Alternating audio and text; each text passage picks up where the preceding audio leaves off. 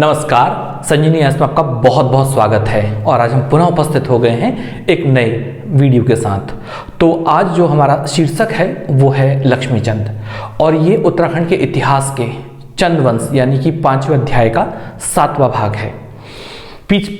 जो पिछला वीडियो था वो 6ठे भाग से था। हाँ, एक बात और कि हमने उसमें हेडिंग में उसको 5वां भाग जरूर लिख दिया था, वो 6ठा भाग था। खैर, तो लक्ष्मीचंद को पढ़ने से पहले हम ये देख लेते हैं कि हमने पिछली बार हमने क्या पढ़ा था, और ताकि तारतम्यता बनी रहे। तो पिछले हमारा जो वीडियो रहा था वो रुद्रचंद के संबंध में रहा था, और हमने देखा कि चंदों में एक महान शासक पैदा हुआ रुद्रचंद के रूप में। तो रुद्रचंद का जीवन विभिन्न उपलब्धियों भरा रहा, और उसको जो है जैसे शिव प्रसाद डबराल जो हैं, इसके अलावा भद्रत पांडे, तो उन्होंने उसको एक बहुत बड़े विद्वान के रूप में मान्यता प्रदान की।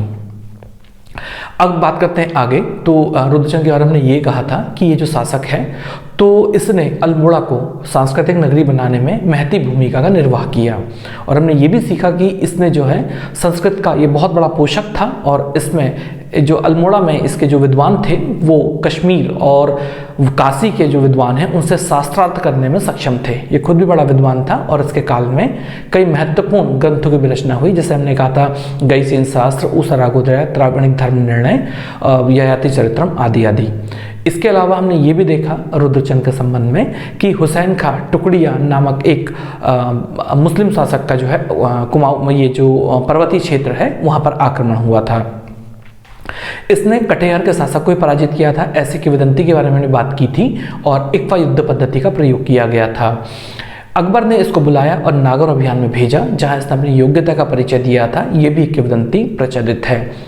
इसके अलावा अकबर ने इसको जो है तराई भाबर का क्षेत्र जो है इसको फरमान के द्वारा दिया और इसे खिल्लत प्रदान की। अगर हम बाज बहादुर चंद के बारे में रुद्रचंद के बारे में बात करें तो रुद्रचंद ने जो है तराई भाबर का प्रबंधन अपने हाथ में लिया, और उसमें जो है यहाँ पे इसने रुद्रपुर नामक नगर की स्थापना की, और इसके एक अधिकारी काशी सिंह ने या काशीनाथ ने काशीपुर नगर की स्थापना की, और आज ये उत्तराखंड के 2 महत्वपूर्ण नगर हैं। इसके अलावा हमने ये भी देखा कि जब ये वापस आया तो अल्मोड़ा में इसने अपने लिए मल्ला महल की स्थापना की, जहाँ पर जो है वर्तमान में फिर कचहरी का निर्माण अंग्रेजों के द्वारा किया गया। इसके अलावा वृद्ध केदार मंदिर का निर्माण इसी के द्वारा हुआ था। और रुद्रचंद जो है इसने ये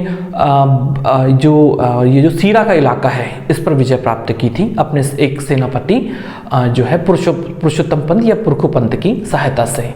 तो पुरुषोत्तम पंत या पुरखू पंत की जो ये विजय हासिल हुई उन्हें, तो यहाँ से फिर अस्कोट, दारमा और कुछ अन्य जो इलाके हैं, तो जोहार का जो क्षेत्र है, तो ये वाले इलाके भी रुद्रचंद के पास आ गए थे। बधानगढ़ी अभियान जो हुआ था गढ़वाल के विरुद्ध, तो उसमें जो है पुरखू पंत असफल हो गया था, और ये एक बड़ी क्षति भी थी क्योंकि पुरखू पंत को अपने प्राण त्यागने पड़े। इसी समय कत्यूरी शासक ने जो है जिसका नाम सुखल देव या सुकाल देव था, उसने धोखा दिया था और उसको रुद्रचंद ने मृत्युदंड दिया था। तो ऐसी कई तमाम जो हैं जो उपलब्धियां जो है हमने रुद्रचंद के संबंध में सीखी थी। और अब हम बात करते हैं अगले शासक जो कि उसका उत्तराधिकारी था, और उसका नाम था लक्ष्मीचंद। तो बात करते हैं लक्ष्मीचंद की। तो पिछले अध्याय में हमने सीखा था कि जो लक्ष्मीचंद है वो रुद्रचंद का बेटा था। तो अगर हम लक्ष्मीचंद के बारे में बात करें तो लक्ष्मीचंद का काल 1597 से लेकर जो है 1621 जो है 1621 ईस्वी के मध्य था। देखिए, कभी कभार ऐसा लिखने में कभी कोई गलती हो सकती है, लेकिन इसका मतलब नहीं कोई स्थायी गलती रहेगी। ठीक है, चलिए अब हम बात करते हैं लक्ष्मीचंद के बारे में। तो हमने ये देखा था लक्ष्मीचंद के बारे में, तो पहले हम लिख लेते हैं रुद्रचंद के संबंध में। तो हमने ये देखा कि जो रुद्रचंद है, रुद्रचंद तो इनके ना 2 बेटे थे, इनके 2 बेटे थे।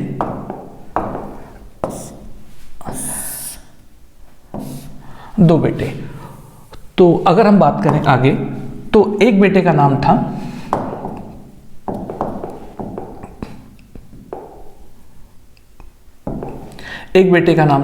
शक्ति गोसाई,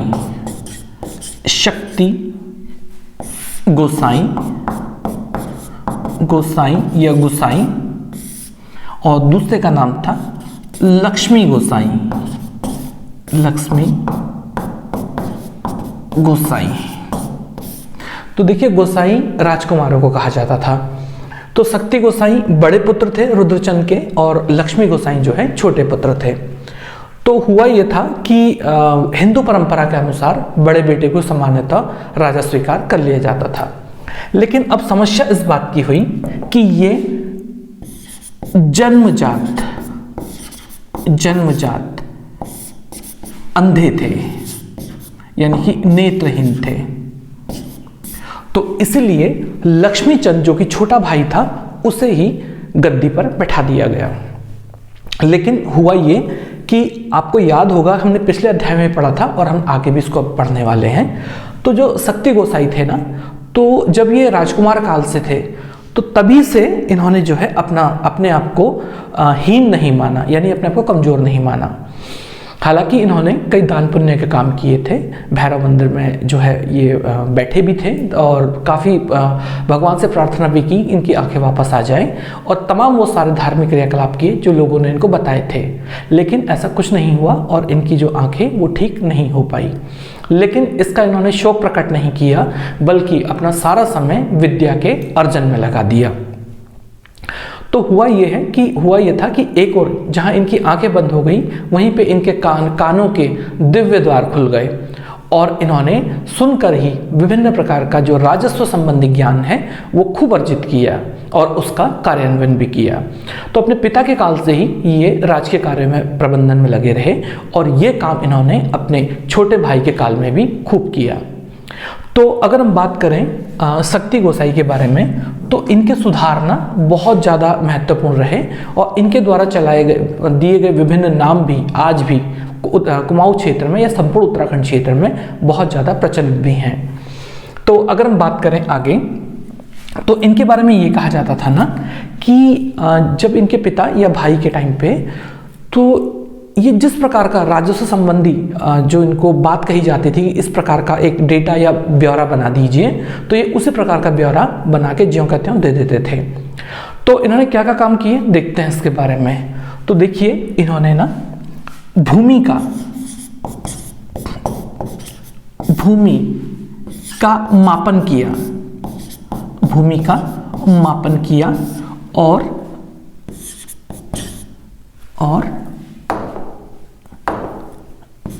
जूला को अपना मात्रक यानी कि स्केल बनाया, है ना।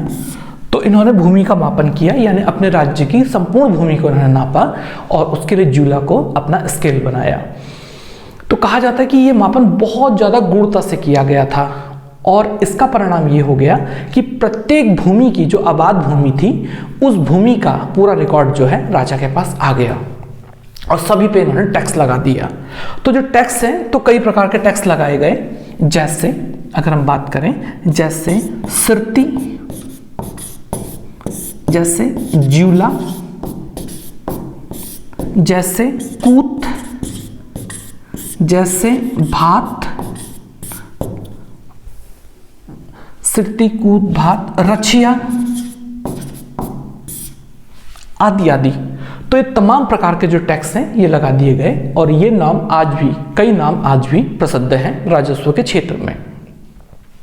तो कहा जाता है कि इन्होंने ना भूमि का प्रबंधन इतनी सूक्ष्मता से किया कि किसी प्रकार की भूमि जो है टैक्स लगाए बिना नहीं रह पाई। तो इस संबंध में किस्सा भी है इस लक्ष्मीचंद के संबंध में। तो कहा जाता है कि जब लक्ष्मीचंद जो है सतराली गांव में गया हुआ था, सतराली गांव में गया हुआ था, तो उस टाइम पर एक अलग सी घटना घटी। तो लक्ष्मीचंद ने देखा ये ब्राह्मणों का एक गांव था, और इस गांव में लोगों ने अपने छत के ऊपर जो है सब्जी बोई हुई थी।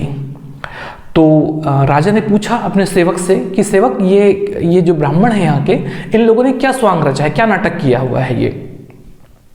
तो सारे ब्राह्मण वहाँ पे इकट्ठा हो गए और उन्होंने कहा महाराज क्षमा कीजिएगा, और जो है आपकी जो नई कर प्रणाली है, तो उस नई कर प्रणाली ने एक भी ऐसा इलाका नहीं छोड़ा जहाँ पे खूब ढेर सारे टैक्स ना लगे हों।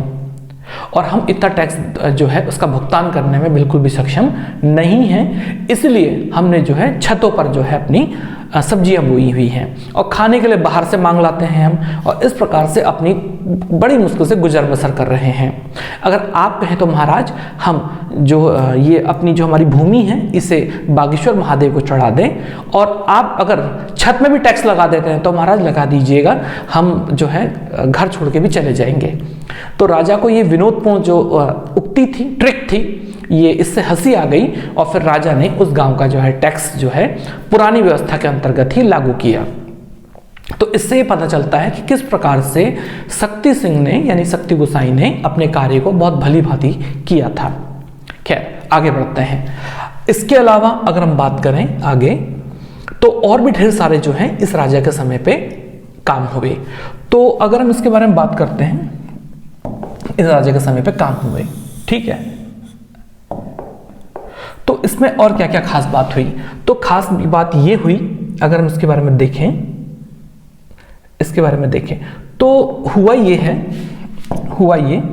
कि ये जो शासक है लक्ष्मी गोसाई, अब तो एक खैर लक्ष्मीचंद हो गया, तो लक्ष्मीचंद के बारे में ढेर सारे काम ये हुए कि 7 बागीचे लगवाए गए, 7 बाड़ी लगाई गई, यानी कि बागीचे लगवाए गए, ताकि प्रत्येक दिन यानी हफ्ते में हर एक बगीचे से एक विशेष प्रकार के सब्जी या फल आ सके। इसके अलावा और क्या खास बात की गई, इसके अलावा खास बात यह की गई जो है जगह जगह पे ठाट मुकर्रर की गई। ठाट कुछ लोग जो पर्वतीय क्षेत्र के लोग हो जानते होंगे।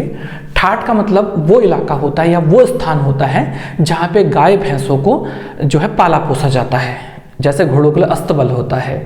तो ठाट मुकर्रर की गई और इसका जो अधिकारी था ना, तो उस अधिकारी का जो नाम था, उस अधिकारी का नाम, तो उसका नाम रखा गया ठटवाल। उस अधिकारी का नाम रखा गया ठटवाल। तो ठटवाल वो अधिकारी था जो गाय भैंसों का देखरेख करता था, ताकि ताजा दूध, घी, मक्खन और तमाम अन्य प्रकार के जो है दुग्ध उत्पाद जो हैं राजा को ताजा ताजा दिए जा सके। इसके अलावा एक अधिकारी और था और इसका नाम था ह्यूपाल। इसका नाम था ह्यूपाल। तो अगर हम इस ह्यूपाल के बारे में बात करें, तो देखिए कुमाऊनी क्षेत्र में ना ह्यू मतलब होता है बर्फ। तो ये वो अधिकारी था जो इस बात का प्रबंधन करता था कि पिंडारी से रोजाना अल्मोड़ा बर्फ लाई जा सके और राजा जो है उसका आनंद उठा सके। तो बर्फ लाने वाला जो अधिकारी था, बर्फ यानी पिंडारी से, पिंडारी ग्लेशियर जो है, पिंडारी से बर्फ लाने वाला,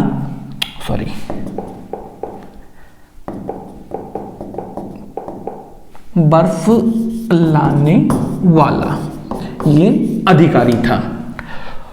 तो ठटवाल हो गए, ह्यूपाल हो गए। इसी प्रकार से और भी कई महत्वपूर्ण जो है अधिकारियों का नियुक्ति हुई। जैसे एक अधिकारी था जिसका नाम था सिजवाली। एक अधिकारी था और इसका नाम था सिजवाली, और ये सेजवाल का अधिकारी था, और ये सेजवाल का अधिकारी था। देखिए सारे के सारे पॉइंट जो आ रहे हैं वो परीक्षाओं की दृष्टि से अति महत्वपूर्ण हैं, तो हम इसको ध्यान से देखें तो ये ऐसे ही याद हो जाएंगे।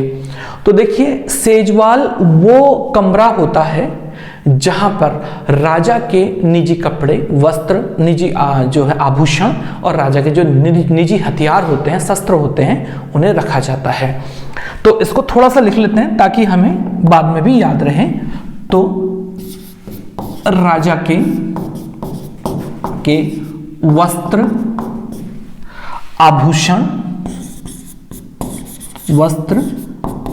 आभूषण, निजी शस्त्र आदि रखने की जगह सेजवाल थी, और उसका जो प्रबंधन का जो अधिकारी था वो सेजवाली था। इसी प्रकार से और भी कई अधिकारियों की बात हमें देख करते हैं। तो देखिए हुआ क्या है, अगर हम इसके बारे में बात करें,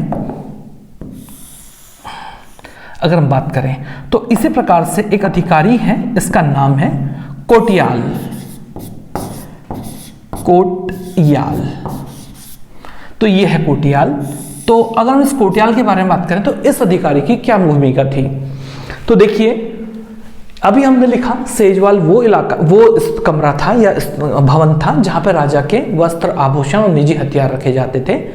इसके अलावा इसी प्रकार से कोटियाल वो अधिकारी था जो राजा को मिलने वाले गिफ्ट्स जैसे कि कपड़े लत्ते, साग सब्जी, इस तरह की कोई चीजें हैं तो उन कमरों का या भवनों का जो अधिकारी था उसे कोटियाल कहा गया है।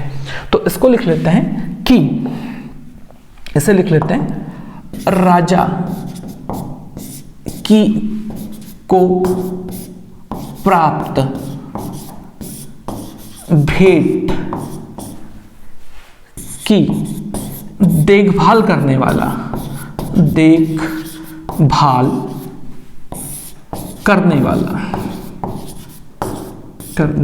वाला अधिकारी था। तो कोटियाल, तो देखिए ठटवाल हो गया, ह्यूपाल हो गया, सिजवाली हो गया, कोटियाल हो गया, इस प्रकार से तमाम अधिकारी हमें मिलते हैं। हाँ, एक अधिकारी का नाम और बात कर लेते हैं, और ये अधिकारी है हमारे, जिसका नाम है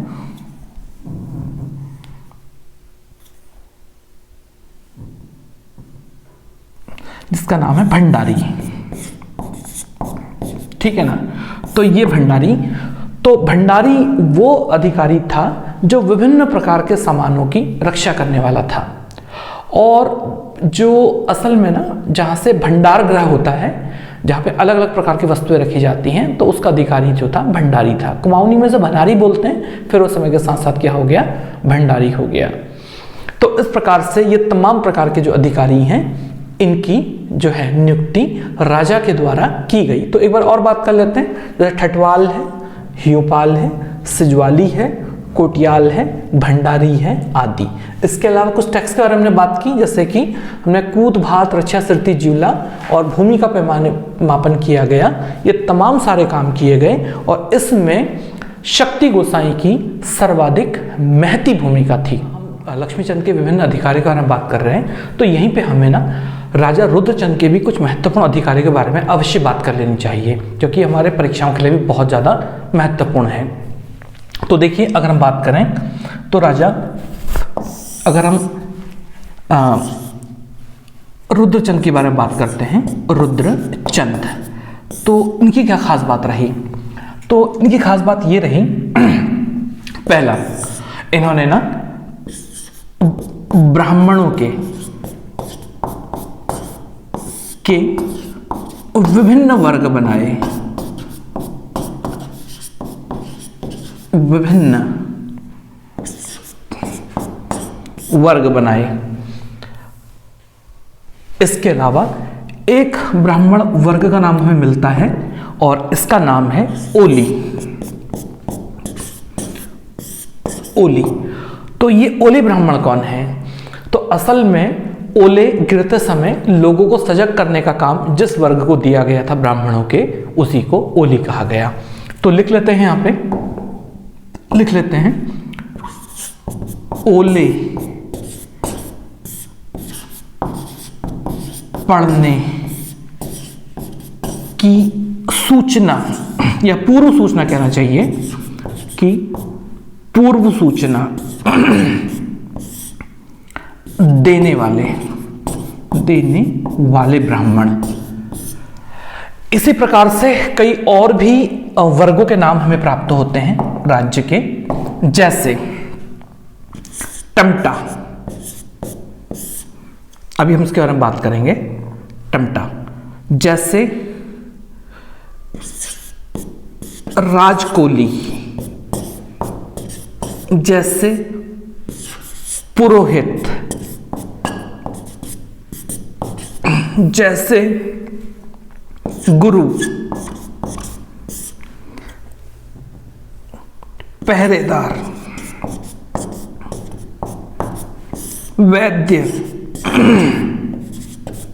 वैद्य, तो ये तमाम सारे जो हैं अलग अलग प्रकार के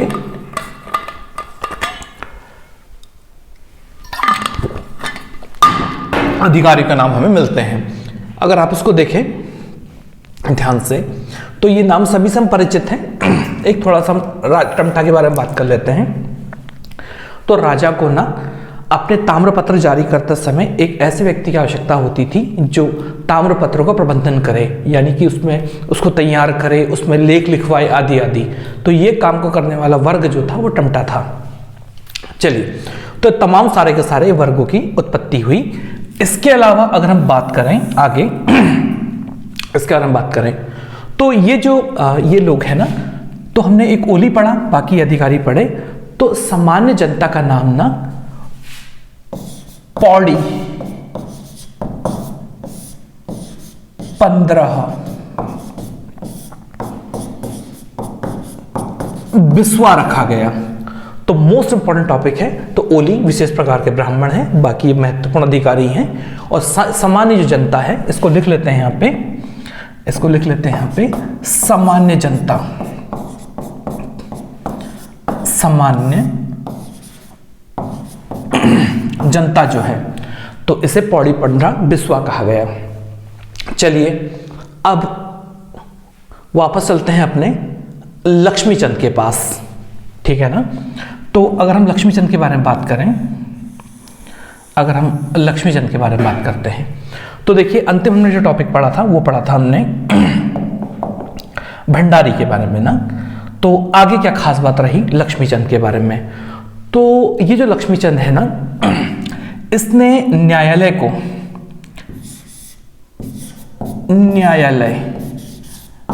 को दीवानी और फौजदारी के रूप में अलग अलग कर दिया, जैसे आज होता है।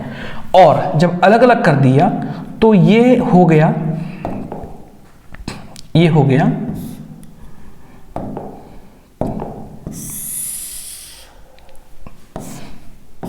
दीवानी और फौजदारी। तो एक का नाम रखा गया न्यौवली और एक का नाम रखा गया बिस्टावली। तो इस प्रकार से न्यायिक क्षेत्र में शक्तियों का विभाजन किया गया ताकि न्याय व्यवस्था को बेहतर और ज्यादा दक्ष बनाया जा सके।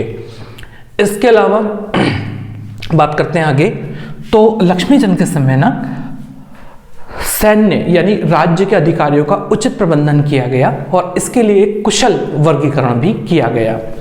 तो ये जो राज्य प्रशासन है ना, राज्य प्रशासन,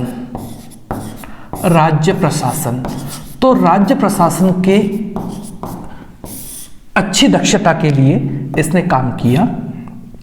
तो इसने क्या काम किया इसको देखते हैं, इसने क्या काम किया इसको देखते हैं, ठीक है। तो ये जो हमारा लक्ष्मीचंद है, अगर हम इसके बारे में बात करते हैं तो सबसे पहले इसने ना राज्य के अधिकारियों को 3 वर्गों में विभाजित कर दिया। एक को नाम रखा सरदार, तो एक का नाम रखा सरदार, एक का नाम रखा फौजदार और एक का नाम रखा नेगी। तो इस प्रकार से अपने तमाम अधिकारियों को इसने 3 भागों में विभाजित कर दिया। तो एक का नाम है सरदार, एक का नाम है फौजदार और एक का नाम है नेगी। तो सरदार कौन थे? तो ये राज्य के उच्च पदाधिकारी थे, उच्च पदाधिकारी थे। एक बात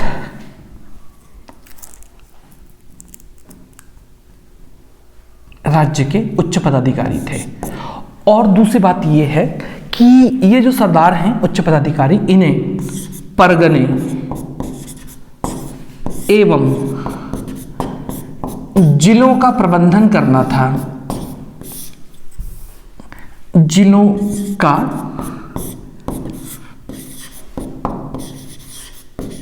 प्रबंधन करना था।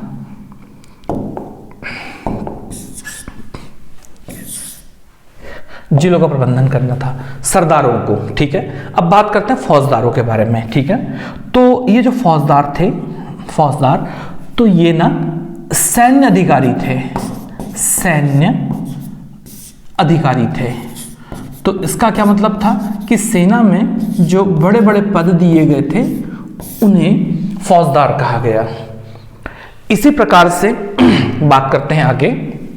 तो तीसरे अधिकारी थे नेगी, ये छोटे अधिकारी थे, छोटे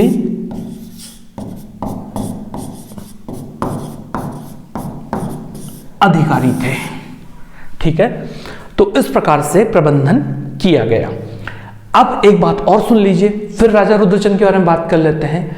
हमने सीखा कि राजा रुद्रचंद जो है अकबर के दरबार में होके आए थे, और जब वहाँ गए थे तो उन्होंने वहाँ पे मुगलों का शासन प्रबंधन देखा, और जब मुगलों का शासन प्रबंधन देखा तो उन्होंने उसी शासन पद्धति के आधार पर अपने प्रशासन का पुनर्गठन किया। तो ये हमारे लिए मोस्ट इंपॉर्टेंट टॉपिक है जो कि हमें याद रखना चाहिए।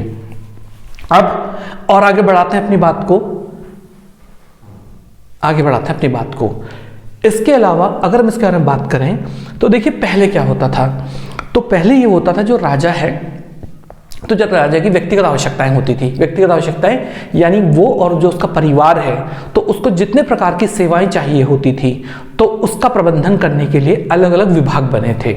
यानी कि अगर हम बात करें आगे तो राजा की व्यक्तिगत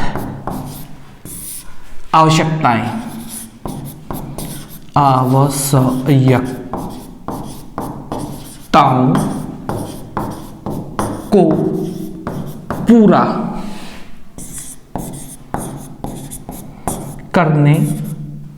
वाले विभाग थे। तो ये जो राजा की विभिन्न आवश्यकताओं को पूरा करने वाले जो विभाग थे, तो क्या इससे पहले क्या व्यवस्था थी? तो व्यवस्था ये थी कि ये जो राजा की व्यक्तिगत आवश्यकताएं जो थी, तो इसको पूरा करने के लिए जो गांव से ना थोड़ा जो है दस्तूर मांगा जाता था, यानी कि गिफ्ट्स मांगे जाते थे समझ लीजिए, या कोई टैक्स मांगा जाता था।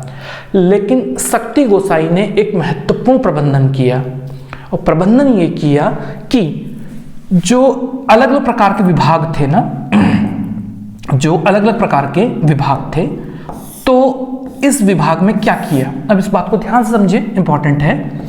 तो अलग अलग विभाग थे, तो ये जो विभाग थे, तो प्रत्येक विभाग को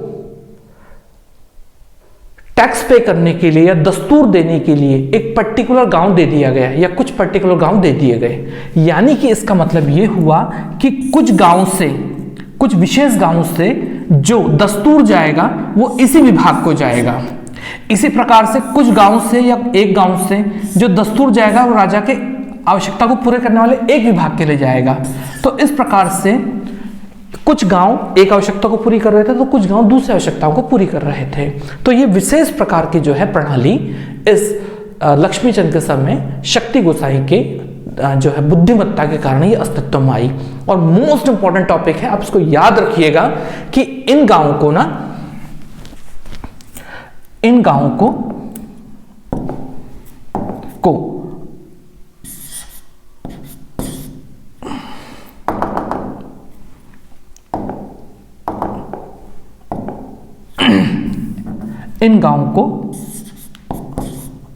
बूट करा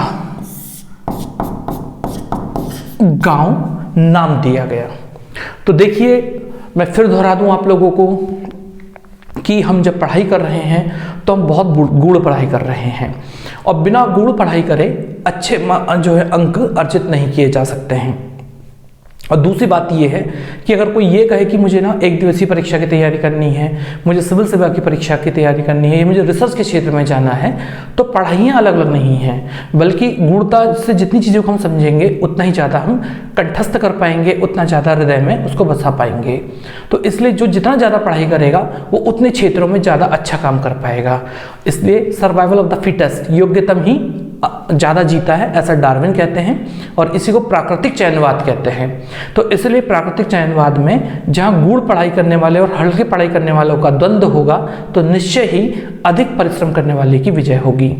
तो इसलिए आप ये मत कहिएगा कि मुझे एक दिवसीय परीक्षा की तैयारी करनी है, क्योंकि उस परीक्षा में वो लोग भी सम्मिलित होंगे जो गूढ़ तैयारी कर रहे होंगे।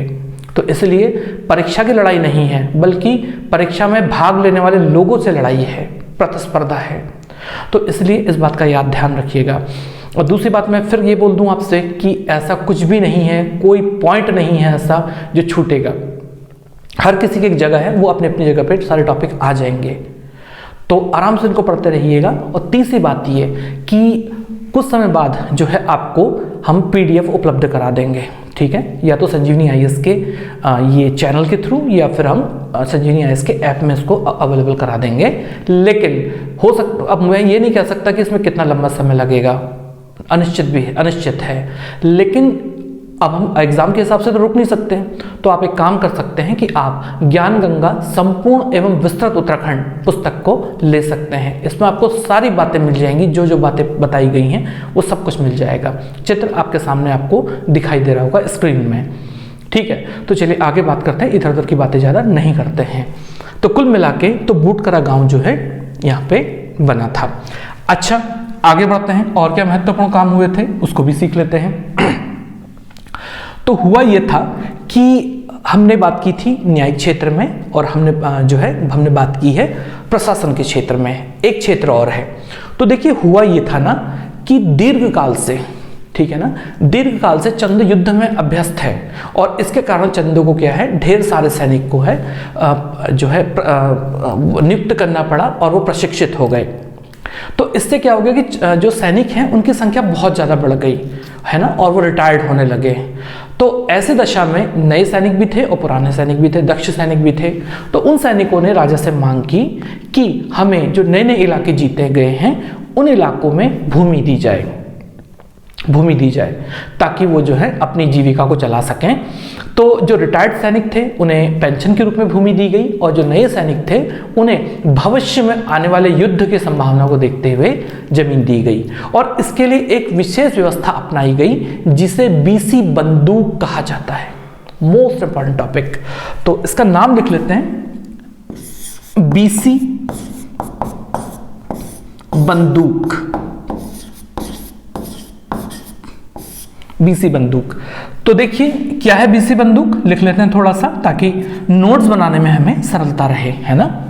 तो ये जो BC बंदूक है, तो नव विजित यानी कि नए नए इलाके जिनको जीता गया है, नव विजित क्षेत्रों में सैनिकों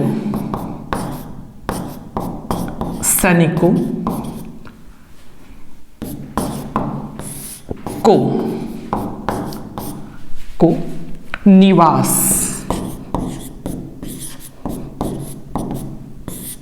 एवं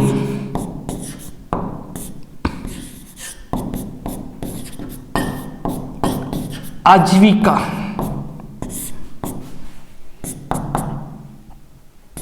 के लिए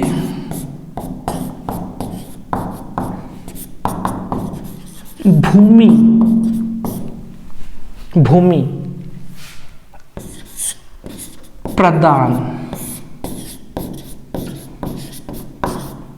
करने की विशेष व्यवस्था थी।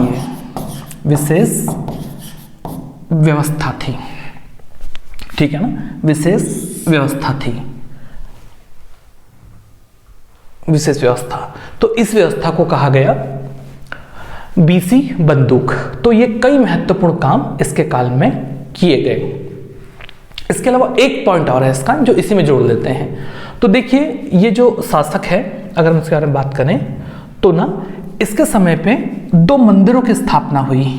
ठीक है, इसके काल में 2 मंदिरों का निर्माण हुआ। 2 मंदिरों का निर्माण हुआ। मंदिरों का मतलब बड़े मंदिरों से मतलब मंदिरों का निर्माण हुआ। निर्माण हुआ। देखते हैं वो 2 मंदिर कौन से थे। तो एक मंदिर है अल्मोड़ा में भगवान महादेव का मंदिर बनाया गया और इसे लक्ष्मीश्वर मंदिर नाम दिया गया। इसके अलावा बागेश्वर में बागेश्वर महादेव का जो मंदिर है, इस महत्वपूर्ण मंदिर का निर्माण भी इसी राजा के द्वारा किया गया और ये हमारे लिए बहुत बहुत बहुत ज़्यादा महत्वपूर्ण पॉइंट्स हैं। तो देखिए, जब हम बागेश्वर जनपद पढ़ रहे होंगे तो उस टाइम पर हमें याद आ जाएगा कि बागेश्वर मंदिर का निर्माण राजा लक्ष्मीचंद के द्वारा किया गया। और इसी प्रकार से जब हम अल्मोड़ा जनपद पढ़ रहे होंगे तो उस टाइम पे लक्ष्मीश्वर मंदिर का निर्माण हम कहेंगे कि राजा लक्ष्मीचंद के द्वारा किया गया। तो फिर मैं एक बात और जोड़ दूं कि हम जनपद को बहुत ज़्यादा पढ़ने वाले हैं। इवन ज्ञानगंगा पुस्तक में अगर आप देखें तो उसमें 350 पेजेस में केवल जनपद दिए गए हैं सरल भाषा में, और इतना गहन अभी तक मेरी नज़र में कोई नहीं है। तो आप देखिएगा एक बार सिर्फ। चलिए, तो 2 मंदिरों का निर्माण हुआ, लक्ष्मीश्वर मंदिर और बागेश्वर महादेव मंदिर। और जब बागेश्वर महादेव मंदिर बन रहा था ना, तो राजा जो लक्ष्मीचंद है तो ये व्यक्तिगत रूप से उसमें सम्मिलित हुए उसके निर्माण में, क्योंकि बागेश्वर महादेव में इनकी विशेष आस्था थी। और जब मंदिर का निर्माण हो रहा था तो ये 1 साल तक गोमती नदी के उत्तर ओर एक छोटी टिबरी यानी कि छोटी पहाड़ी में खुद एक छोटे से मकान में इन्होंने निवास किया और इस प्रकार से भगवान बागेश्वर के प्रति अपनी श्रद्धा और सम्मान प्रकट किया। चलिए, अब हम बात करते हैं लक्ष्मीचंद के जीवन की कुछ और महत्वपूर्ण घटनाओं के संबंध में। तो देखिए, जो लक्ष्मीचंद है ये एक साम्राज्यवादी शासक था और इसने गढ़वाल पर आक्रमण करके वहां के स्थानों को जीतने का प्रयास किया, लेकिन इस कार्य में इसको कोई विशेष सफलता नहीं मिली। तो अगर हम बात करें इस लक्ष्मीचंद के बारे में, लक्ष्मी चंद, तो देखिए जो लक्ष्मीचंद है ना, इसने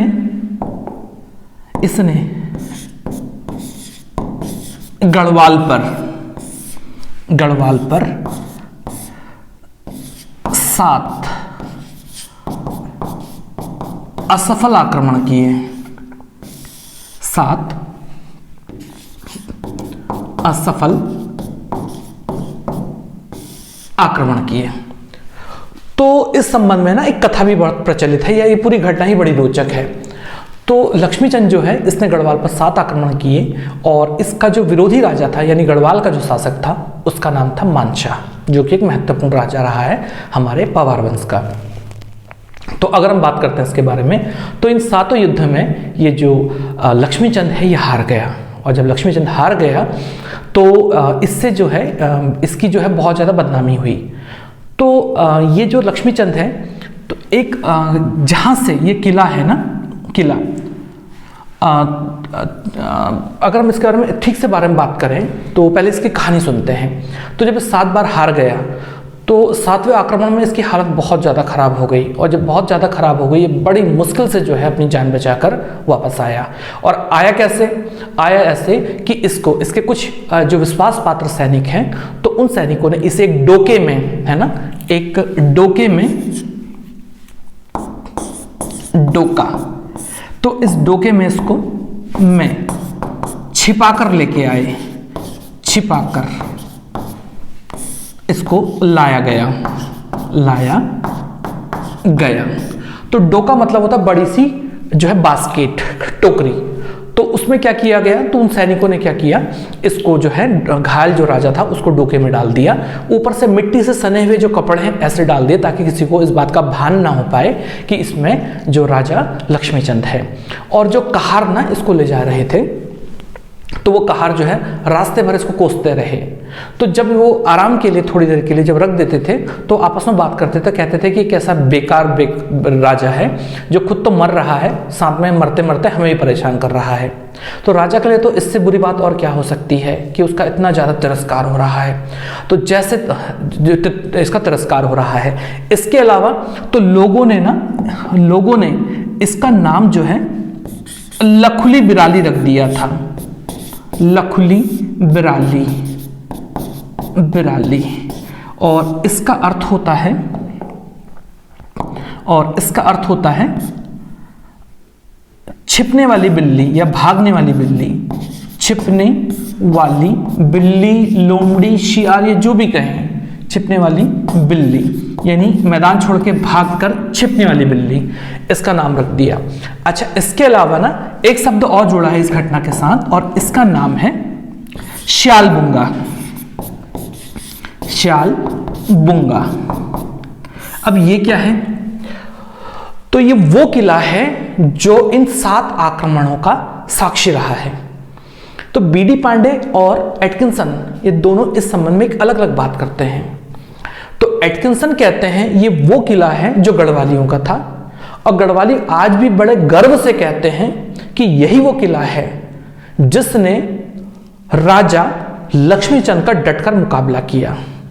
और इसलिए इस बुंगा मतलब होता किला, श्याल मतलब होता श्याऊ, श्याऊ मतलब होता शियार, कह सकते हैं लोमड़ी, यानी लोमड़ी से लोहा लेने वाला जो किला था वो श्यालबुंगा था। ठीक है। बीडी पांडे कहते हैं कि श्यालबुंगा वो किला था जिसमें बैठकर या जिसमें रहकर जो लक्ष्मीचंद है वो गढ़वाल पर आक्रमण करता था। लेकिन मैं फिर दोहरा दूं आप लोगों को, दरअसल अगर हम उत्तराखंड के इतिहास के बारे में बात करें तो उत्तराखंड का मूल इतिहास जो है एटकिंसन का ही है। बाकी का जो कार्य किया गया है वो एक प्रकार से, अगर सही शब्दों में कहा जाए तो एक प्रकार से कट कॉपी पेस्ट जैसा नजर आता है। तो एटकिंसन को हम प्राथमिकता देंगे। तो कुल मिला के तो जो भी रहा, श्यालबुंगा 7 आक्रमणों से संबंधित एक किला रहा है। खैर, तो अब उसके बाद क्या हुआ? अब उसके बाद क्या हो गया? तो जैसे तैसे जब डोके यानी टोकरी में छिपकर जो है उसको राजा को लाया गया, तो राजा अपने आप को देख के बहुत घृणा करने लगा, बहुत क्रोध आया उसको। और जब क्रोध आया तो उसने अपने राजकीय पुरोहित से कहा कि राजकीय पुरोहित से कहा कि महात्मन, आपकी जो विद्या है, जो विद्या आपने मुझे दी थी जंतर मंतर तंत्र करके, वो किसी काम की नहीं है, और अब जो है ये जो ताबीज वाबीज है ये सब बेकार की चीजें हैं आपकी, और अगर ऐसा ही रहा तो मैं सन्यासी बन जाऊंगा। तो राजपुरोहित को लगा कि उसकी विद्या की निरर्थकता सिद्ध हो रही है और उसकी जो जॉब है यानी जो उसका पद है वो खतरे में पड़ गया। तो आनन फानन में जो राजपुरोहित है तो उन्होंने राजा से कहा कि आप मुझे 1 वर्ष का समय दो और मैं अपनी विद्या को सही सिद्ध करके दिखाऊंगा। तो राजपुरोहित पूरे भारत में भ्रमण करने लगे, और धीरे धीरे भ्रमण करते करते करते करते वो एक तांत्रिक से मिले, और तांत्रिक उनको जो है बंगाल ले गया। तो बंगाल में एक जगह है जिसका नाम है नदिया, है ना, या नादिया। तो नादिया नामक स्थान पर जो राजपुरोहित वहां गए, और वहां पर 1 महीने तक उन्होंने जो है तंत्र मंत्र के द्वारा जो है एक ताबीज को सिद्ध किया, और सिद्ध करने के बाद फिर वो वापस आ गए और राजा से कहा कि जाओ इस ताबीज को पहनो और विजयश्री का वर्ण करो। तो जो राजा है वो गढ़वाल पर आक्रमण करने के लिए निकल पड़ा।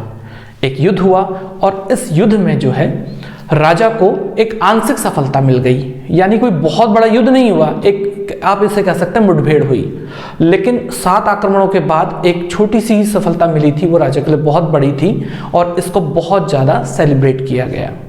और ये खुशी जो है आज एक पर्व का रूप ले चुकी है।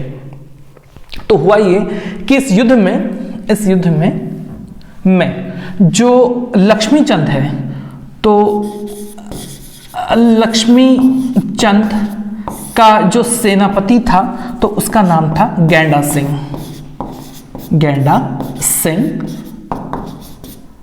और इसके अलावा अगर हम बात करें तो इसी प्रकार से राजा जो मानसा तो उसका सेनापति था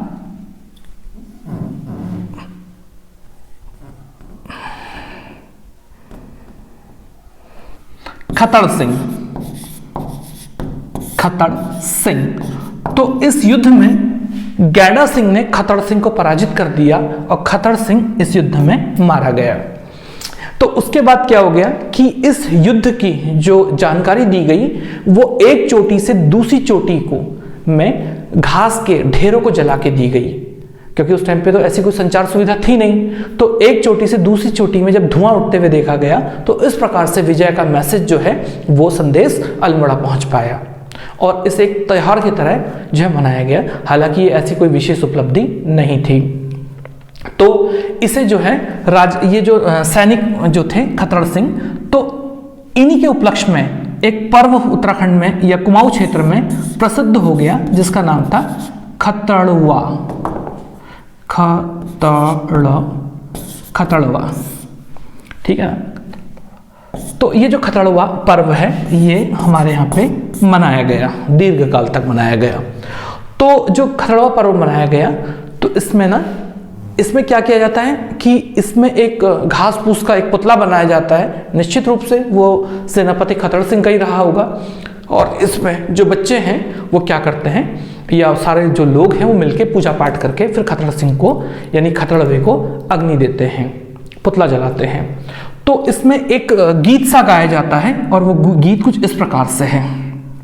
वो गीत कुछ इस प्रकार से है।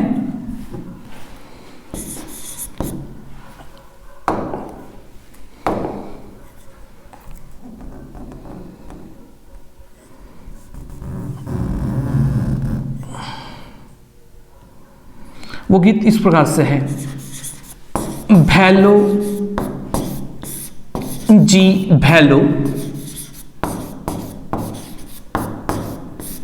भैलो खतड़वा,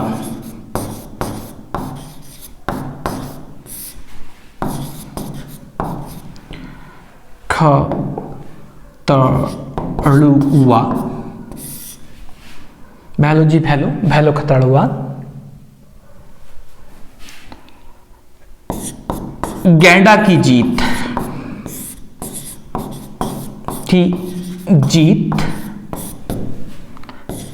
खतड़ की हार,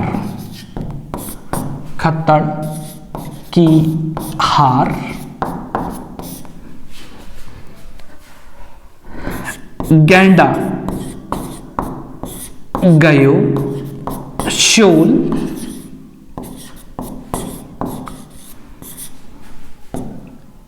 खतड़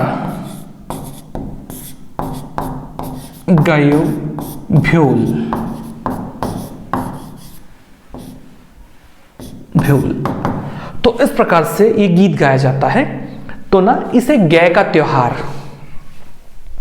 इसे गै त्योहार भी कहा जाता है। गै त्यार, गै त्यार यानी गाय का त्योहार भी कहा जाता है। तो शायद ये हो सकता है कि चंदों का राज की चंद गाय थी तो इसलिए गाय का त्योहार कहा जाता है। इसके अलावा इसके साथ एक लोक मान्यता भी जुड़ गई कि खतड़वा के समय ना खतड़वा जलाने से जो अग्नि उत्पन्न होती है तो वो दुधारू पशुओं की बीमारियों को समाप्त कर देती है।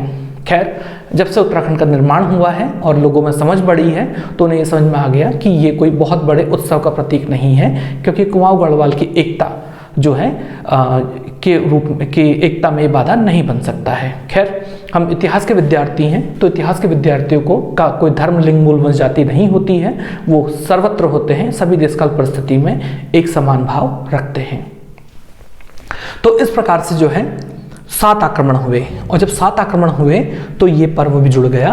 और 8वें आक्रमण में जो राजपुरोहित हैं वो बंगाल में गए, विषय सिद्धि वाला मंत्र लेके आए और राजा से कहा, और 8वीं जो है 8वें युद्ध में तो ये राजा को जीत मिली और इस प्रकार से पर्व बन गया। अच्छा, एक बात और जोड़ लेते हैं, जो राजा का 7वां आक्रमण हुआ था, 7वां आक्रमण हुआ था, तो मानवोदय काव्य में ना इस आक्रमण की जानकारी मिलती है और पता चलता है कि पैनोगढ़ दुर्ग में इस लक्ष्मीचंद ने आक्रमण किया था लेकिन ये हार गया था। इसके अलावा एक बात और कि ये जो पवारों का एक विद्रोही अधिकारी था, इसका नाम था सरजू डंगवाल।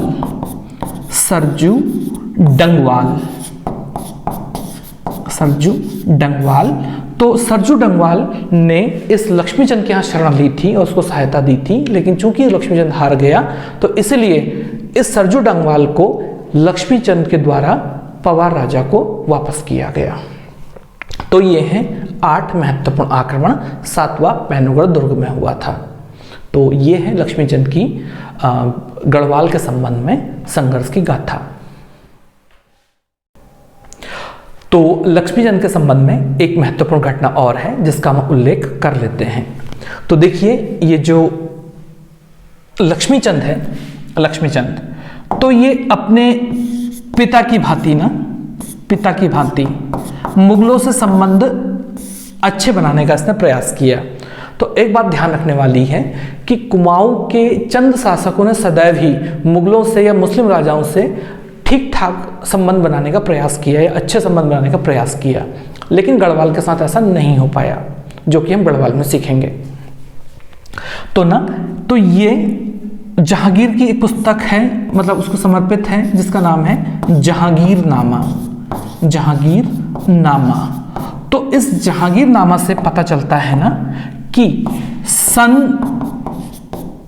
1612 एवं सन 1620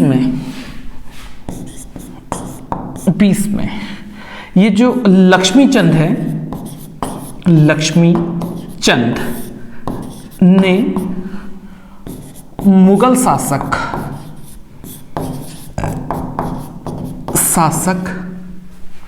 जहांगीर से भेंट की।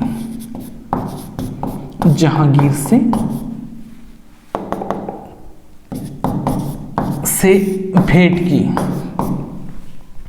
भेंट की और ये पता चलता है कि इस समय चंद राजा कई प्रकार के पहाड़ी महत्वपूर्ण उत्पाद जहांगीर के लिए लाया था, ठीक है ना। तो जो विभिन्न प्रकार के उत्पाद इसके लिए लेके आया था। अच्छा, इसके अलावा चलिए, तो कई भेंट लाया था। तो इसमें ना, इन भेंटों में अगर हम बात करें तो इसमें ना जैसे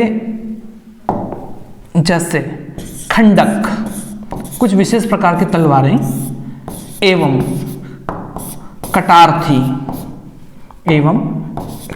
थी, ठीक है। इसके अलावा खंडक विशेष प्रकार की तलवारें हो गई, कटार थी। इसके अलावा कस्तूरी दाना, इसके अलावा कस्तूरी मृग की खाल ये चीज लेके आया था। इसके अलावा ना कुछ पहाड़ी टट्टू लेके आया था, टट्टू लेके आया था।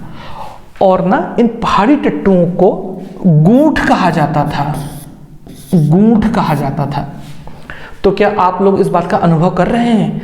पिछले वीडियो में, कुछ वीडियोस में मैंने आपसे कुछ प्रश्न पूछे थे और आप ये अनुभव कर रहे होंगे कि उन प्रश्नों के उत्तर इस अध्याय में हमें तेजी से मिलते जा रहे हैं।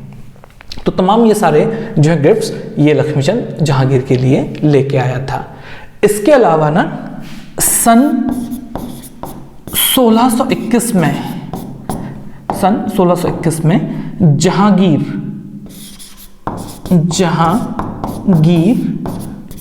तराई में आया था शिकार खेलने के लिए।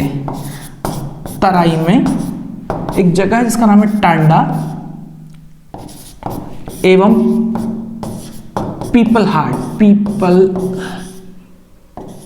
हार्ट के बीच में तराई क्षेत्र में ये शिकार के लिए आया था, आखेट के लिए आया था, शिकार हेतु आया था। और यहां पर ना एक बागीचा है, उसे इसी कारण शायद बादशाही बाग नाम दिया गया, ठीक है ना, बादशाही नाम दिया गया। तो ये है हमारे लक्ष्मीचंद के जीवन के संबंध में संपूर्ण महत्वपूर्ण घटनाओं का विस्तृत और गूढ़ अध्ययन सरल रूप में। तो मुझे लगता है कि जितनी हमारी वीडियो होती है उससे ही कुछ ज़्यादा हो गई, लेकिन कोई बात नहीं, गुणात्मक पढ़ने में हम ऐसा कर सकते हैं। तो आज इतना ही करते हैं। अपना बहुमूल्य समय देने के लिए बहुत बहुत धन्यवाद। आपका दिन शुभ हो। नमस्कार।